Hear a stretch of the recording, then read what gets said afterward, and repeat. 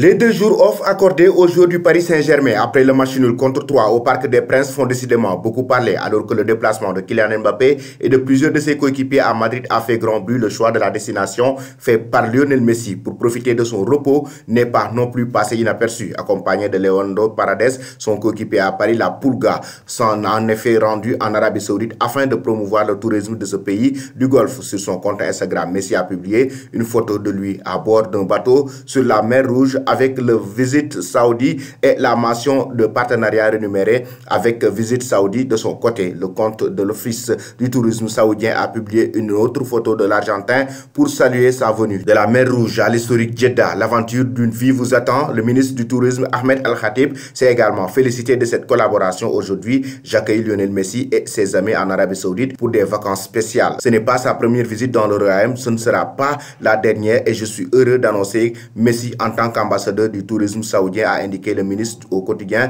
pro-gouvernemental Al Riyad dans les propos repérés par Sport Business. Si ce partenariat n'a rien de surprenant venant de l'Arabie Saoudite qui continue sa stratégie de soft power grâce au sport pour redorer son image, il est bien plus au regard des relations avec le Qatar, propriétaire du Paris Saint-Germain. Les deux pays sont rivaux depuis les années 90 et sont opposés entre 2017 et 2021 lors de la crise du Golfe. Pendant 3 ans, le Qatar a par exemple été boycotté par son voisin malgré un rétablissement des relations l'année passée et un apaisement des tensions dans la région. Difficile dans ce contexte d'imaginer Doha avoir autorisé un tel deal entre Lionel Messi et l'Arabie Saoudite. Pensez-vous, chers amis téléspectateurs, que Messi va poursuivre sa carrière dans ce pays du Golfe, l'Arabie Saoudite? L'autre information concerne Kylian Mbappé et la réponse surprenante de Nasser El Khelaifi. La presse madrilène était en ébullition ce lundi. Kylian Mbappé se trouvait dans la capitale espagnole pour des raisons tout à fait personnelles et la venue surprise de l'attaquant du Paris Saint-Germain a interpellé les médias qui suivent le Real Madrid, qui ont cherché à traquer